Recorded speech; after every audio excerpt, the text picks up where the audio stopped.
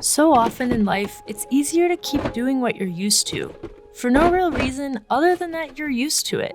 And if we learned anything from 7 years of living in a van, it's this. You can get used to just about anything. No air conditioning, no cruise control, no problem. Of course, you still complain that your van makes so much noise on the highway that you can't carry on a conversation, that it has a funny clunk with every bump, but fixing it would cost more than the vehicle is worth. You complain mindlessly without realizing that you actually have the resources at your disposal to make a different choice.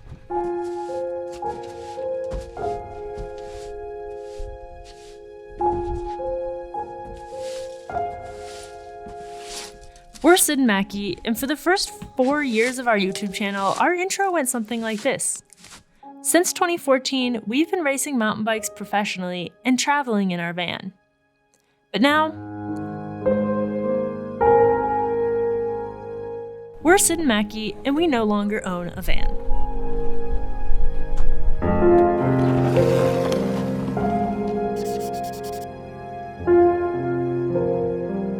It all started on our last big trip in the van.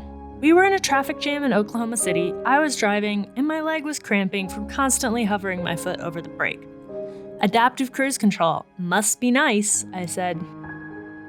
We had talked about getting a new van before, but not very seriously. For the first time in our lives, we were actually making training our first priority, and the last thing we need right now is a time-consuming van build project. Plus, we like Great White. She has character.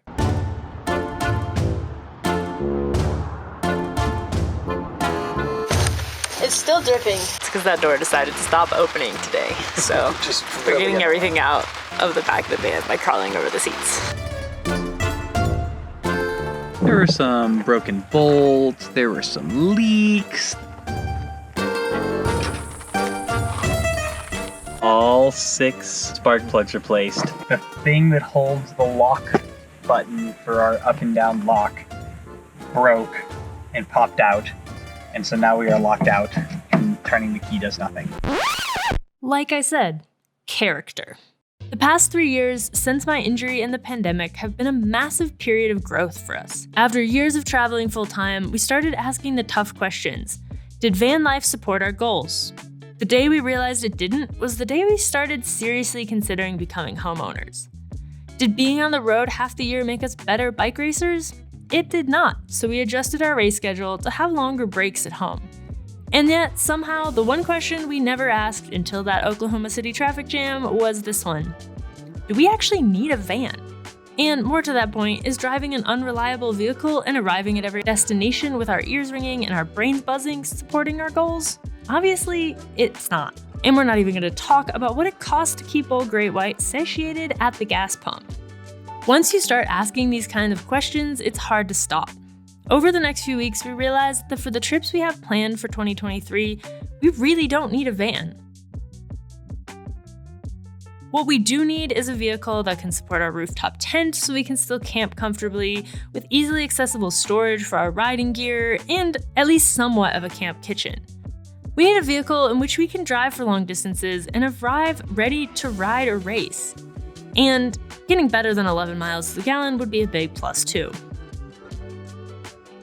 And so, here we are, proud owners of a 2022 Ford Explorer. Oh, baby. No more van life. Nice. So yes, we went from crank windows to auto start and not self-driving, but like lane hold and what's it called? Adaptive cruise control. And it doesn't roar. And we will probably be able to go 75 miles an hour on the highway, which was always a challenge in the van. I haven't driven it yet, so we're gonna do that. We'll be honest, we both struggled with this purchase. We bought our first van for $1,400 and our second for $8,000, which felt like a huge amount of money at the time. Every car we've ever owned has had that aforementioned character, which more often than not left us stranded on the roadside, but at least it was unique. And when we bought a house, we bought a massive fixer-upper. We are used to getting good deals and saving money in exchange for putting a lot of heart, soul, and, of course, manual labor and time into making things work. We're definitely not used to making these kind of purchases, and sometimes we really feel like we don't deserve it. But all that said, this vehicle is amazing, and we know we made the right choice. Now, we just have to turn it into our proper adventure mobile. And besides, maybe the lesson here is that having character doesn't have to mean being broken. We're like 10 years late on a lot of this, but I am just astounded by the things that modern cars can do now. For example, speed compensated volume? Are you kidding me? This was like our big complaint in the van is one of them. well, yeah, no, you're right. Not the main, but a complaint is it was just really loud. And so we turned the volume up really high when we were driving fast. And then you'd like stop at a gas station, and when you turn the car back on, you'd be like, so loud. Yeah. Makes you think it probably wasn't good for our ears. I'm just amazed. Speed compensated volume. I just feel like these are just luxuries that we do not deserve, but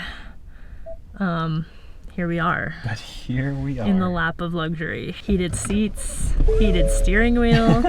The car phone works, which is gonna be huge for us. We tried to talk to Macky's sister on our way back from Ohio, and I don't know, it was just comical. Because I had to have the phone here, like shouting at her, and Mackie would be like he'd be like, put it on speakerphone so I can hear, but then he wouldn't actually be able to hear unless it was right next to his ear. All right, Mackie is back in his Carhartts. That means we're gonna do a project. Today's project probably doesn't really require the Carhartts, but it's kind of critical. We are going to get the rooftop tent onto the Explorer. And I'm a little nervous because I'm afraid it is going to look stupid or be too big, because of course we got the biggest one because we had a van and we were also living in it, so having a big like queen size almost mattress made a lot of sense. Now kind of regretting that decision. Fun job. We've done this so many times. Because this one over here, there's like a piece of wood in there. This is gonna be a lot higher than that, unfortunately. Here, wait. Plan? Can we have a plan? We're coming What out. would you like the plan to And then be? if you stand right there, Okay. when it comes towards you, catch it. No, but like okay. No, like the plan is, it's gonna come up with just. I'm not tall You're enough. taking all the weight. Do you want to turn it Okay, around? so no, we're gonna come down. 1, 2. How are we counting it? You count. 1, 2, 3. Oh boy. Okay. Well done, Mackie. Okay, good. 2 you said. And This is what. setting it down. Okay. Okay. I think we're, yeah. Mackie. I mean, honestly, this Good. is not nearly as bad as I thought it was going to be, too big wise. You're in. All right, it's getting dark, but we succeeded. We have a roof rack and we have a rooftop tent, and that is excellent news. It looks pretty cool from the front, I think. Yeah. Okay, so today's an exciting day. Our new bike rack has arrived, so we are gonna go down and put the bike rack on the car in the swinging hitch. We also have to do a gym workout. It's 4 p.m. It hasn't happened yet. I'm just having one of those days, so we're gonna try to multitask. All right, so will everyone tell Mackie that you like his short shorts? Everybody's gonna tell me they don't like it just to be mean. I mean, our audience is like mostly male, so we would like to hear from the ladies. First things first. So, just for the record, we are keeping this one up rack. It's going to live on the Rockmelon. We originally got it for the Rockmelon, so it has a, what's it called? 1 1/4 inch hitch receiver. It has a 1 1/4 inch hitch receiver, which we do not want for this car because we were going to put a swing out on it so we can get in the back. So that's why we're doing that. We have loved this rack. However, we did decide to go with a Kuat rack and we'll show you why. I think you will understand it is a pretty cool rack. This is a great time to thank the sponsor of this video, which is Competitive Cyclist. We got this rack and the swinging hitch receiver on Competitive Cyclist. There's some really cool features about this rack which we're excited to show you.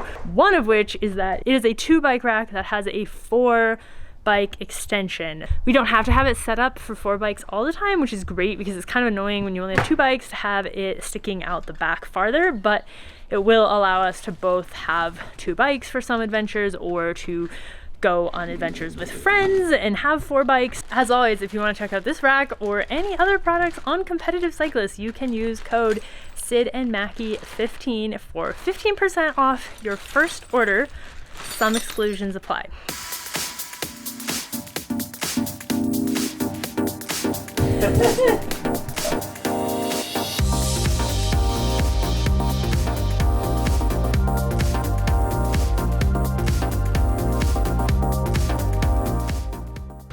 Man, it's a good thing Sid's been doing deadlifts recently.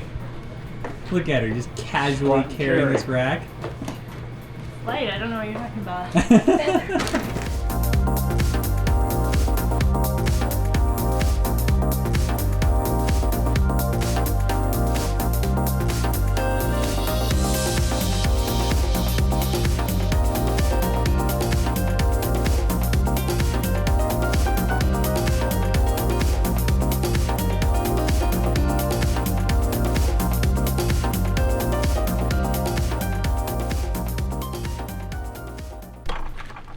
So Try again. You can't do your arm, it's gonna hit your arm.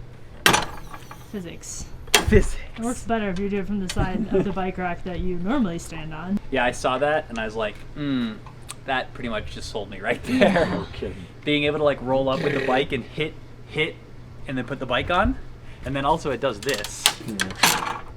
So you can like roll it up onto it. Brakes. Yeah. Let's do blinkers. Now it's blinking. This is the Kuat Piston Pro X. And the integrated lights, very cool. And then the cord mounts are magnetic. Now, I mean, that works pretty well. How well is that? The car door opens itself. Sid is not sure how she feels about that. I actually kind of hate it, but it's okay. I'll get I used think to you'll it. get used to it. No, I meant the. Yeah, look at that. Oh, cool. That's very nice. Okay, today is exciting because we got the drawers. I feel like I've started every clip about this, but today is exciting. It's been an exciting couple Today of is days. an exciting day. It's also exceptionally windy. The drawers came on a gigantic truck yesterday. We have purchased drawers this time. We built the drawers for our last van and they were an endless source of irritation because they made noise and they didn't open so good. And yeah, these are just really, really nice and they're huge. So our idea here is to make this little part of the Explorer, this little cubby hole, still accessible so that we can store shoes in here.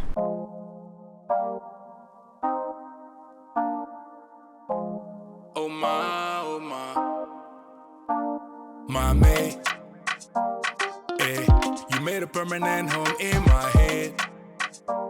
You moving like a goddess, come my way, my way, my way. Your hips on the move, only a real one can do what you do. I caught a body, but you was the shooter. Damn, shot me down one time. Now you wanna hug me down, long time. Funny how the love can change sometimes. So we say, hey, back up a bago. Drawers are in. We did it. Did a little demo. Look how much space. Oh yeah. That's a big drawer. They're really 4 big. big drawers, in fact. Why is the Hulk on the drawer? A good I feel like question. this car is like very masculine and colonial, which I don't know how I feel about, because we've got the Explorer and then our tent is called the Columbus. Which is like, really? Just And then peel we them have off. the Iron Man. Yeah. They'd all fallen off when they came anyway. Okay, and then there's a Iron Man shape, but we can pretend it's a souffle or something. Souffle.